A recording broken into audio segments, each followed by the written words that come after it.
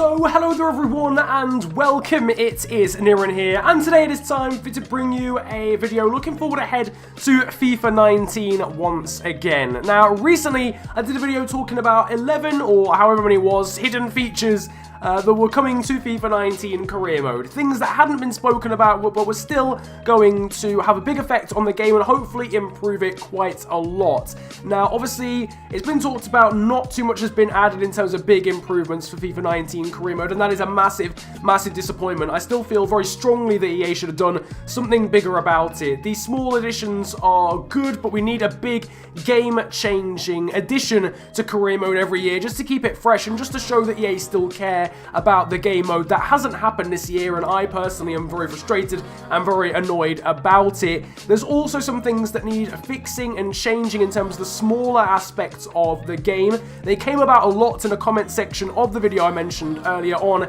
as things that still needed to be improved upon, and today I'm going to be talking you through those things. If they are all changed or are all sort of fixed, then that will at least go some way towards fixing the disappointment of no big features. If you go on to enjoy the video, slap a like on it, subscribe of course if you're new to the channel, but let's get into things. And we're going to start off with the transfer system. Point number one is selling players is far too hard. Every single time you want to sign a player, you'll end up spending at least a month waiting for one single bid. And I'm not just talking about players that are very, very poor, very, very average. And even then, even if they were average, they're still going to be better for a league that's lower than you. If I've got a player who's average for the Premier League, a championship club is still going to come in and want to sign him. It's still going to take a month every single time, and in some instances you can't even sell them in an entire summer transfer window. And I don't even mean just those players. You've got sometimes starting 11 players, really promising players. As soon as you put them on the transfer list, it's like the AI become 100% less likely to make a bid for them. Sometimes, if I want to sell a player, I'm actually better not putting them on the transfer list because I'm more likely to get a bid for them if they're not up for sale. It's so ridiculous. It's so difficult to get players to agree personal terms. They end up, the talks end up breaking down, and it's just stupid. It's just far too difficult, and it links in as well with the finance system, which I'll talk about in a little bit. But if you're trying to raise funds, which is so difficult on career mode anyway as it is, it becomes infinitely more difficult to bring those funds in because they just never want to leave. Another thing linked to this is that players hate going on loan. I've got players who are 65, 66 rated in the Premier League. They're never going to get any game time. A League One side comes in for them. I've accepted the loan agreement, and then the player decides, no, that's it, I don't want to go out on loan. Now, it doesn't usually have too much in the way of implications, for financial issues, because usually they're on relatively low wages, but if they are on high wages, it's annoying. If you want to get 20k out of the way for the course of a season, you just can't, because they just don't want to go out on loan. It makes no sense. So I talked about money, and we're going to jump onto this subject in more detail now, because it's an utter shambles, if I'm honest, in FIFA 18 career mode. The allocation after transfers is far too low. I remember back in the day, you used to be able to set this yourself. You used to be able to have lenient, medium, or difficult, so basically that would change the percentage of money that you got from the board. I understand you're not going to get 100% of the transfer every single time. That probably doesn't happen in real life. The board probably stacks some of it away for improvements on a stadium or whatever. You obviously don't see that improvement, which would be nice. It would be nice if that allocated money actually went towards something rather than just being taken away from you, for absolutely no apparent reason. But nowadays, the allocation is just literally set at 60%. It's so low. You can sell a player for 18 mil and get 12 mil back. So well, what's the point? Because now I can only buy a player to replace him who's £6 million worse. That's quite substantially low, and that means that the rating of the player that you then bring in is going to be substantially lower than the player you've just sold. It makes no sense. It means that you end up not wanting to sell anyone because you probably don't have the money to replace them with a even as good or better player. It's really stupid. On top of that, the prize money needs to be just fixed completely, because I get a lot of people saying, oh, you get the prize money next season. It's false. Obviously I do a Wimbledon series, we did a Road to Glory, got promoted to the Premier League from the Championship, got £7 million, which is a sham in itself, because in real life, Championship teams get about 100 million once they're promoted. And I got £7 million for that. I'd also earned about £2 million in cup competitions, and I was given £3.5 million as a transfer budget. So where did the rest of it go, I hear you ask? Who even knows? It's a myth. The fact that you get prize money next season is a myth. I don't want to hear anyone tell me that in the comment section. It's a lie. Moving on now to the AI. They need to stop underestimating average teams. For those that somehow don't know, the AI play really well against sides that are better than them, but play absolutely horrendously against sides that are worse than them, no matter what difficulty you play on, which makes Legendary far too easy if you're doing a Road to Glory by the time you get to the Premier League, because the sides that you'll face will literally put out B teams and play really badly. So that needs to be fixed for a start.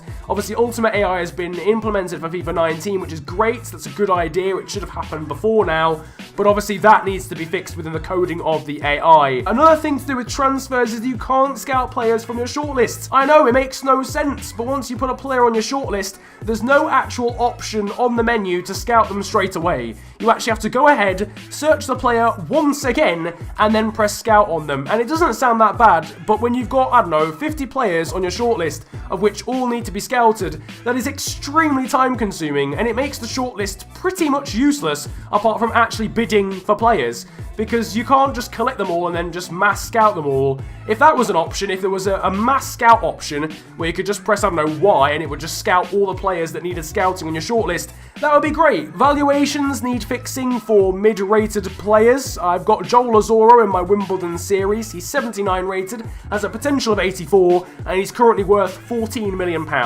Somebody explain that to me, because it literally makes no sense. There's no way a player of that quality would be worth £14 million in today's market, and it's completely odd, because then you'll get players like Patrick Cutrone, who I saw as in one of my saves, who was 88 rated, move for £90 million.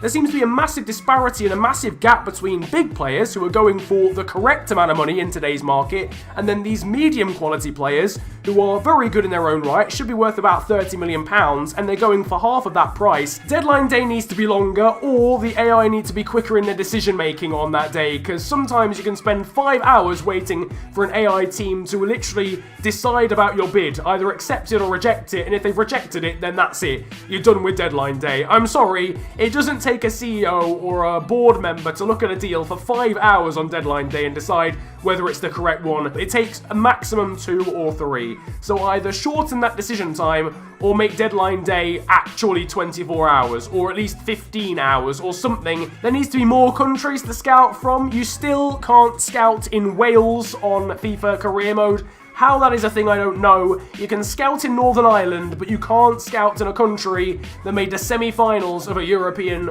international competition. How does that make any sense? That needs to be fixed. You need to be able to scout in literally any country. I don't know why it isn't a thing. You can get regens in any country, so there's a name pool for every country. So why can you not scout Youth Academy players in every country as well? The board rating relies too little on actual results. It relies massively on other things that literally don't matter in comparison. I know the board objective system is a little bit flawed anyway, because you have obviously the critical stuff and the not important stuff, and sometimes branding is critical, yet results isn't. Let's be frank here, every manager's job is on the line based on results first and foremost, irregardless of how well they do with finances and branding and all that other shit. That comes secondary compared to results. Recently joined lasts far too long. It used to be a season, now it seems to be a season and a half, where if someone moves, you can't sign them, but then it doesn't work for AI teams, because players can move to one team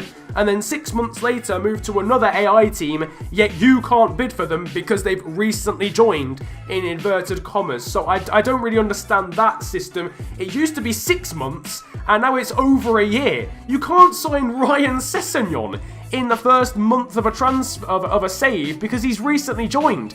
He's been at Fulham since he was a Youth Academy player. I don't understand. a massively flawed system, and that really needs fixing. Either make it so that it's down to 6 months, or make it so that you have to bid a little bit more to be able to sort of take them away from the team. Finally, the youth academies was something we mentioned earlier in terms of scouting, but the name pool needs to be widened massively.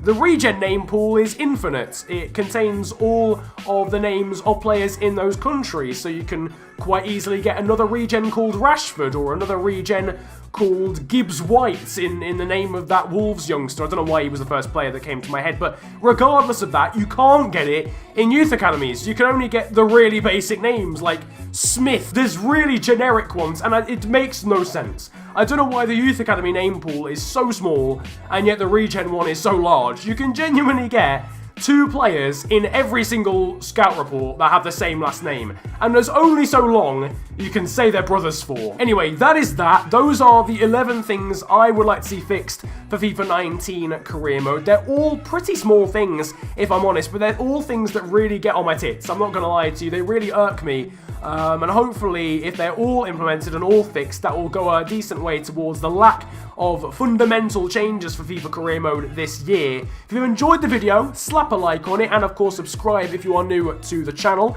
You can follow me on social media these days too. My Twitter handle is @theofficialfng, and my Insta is the same. Links are down below. But it's been a pleasure ranting at you guys today. Have a great day, enjoy yourselves, and goodbye.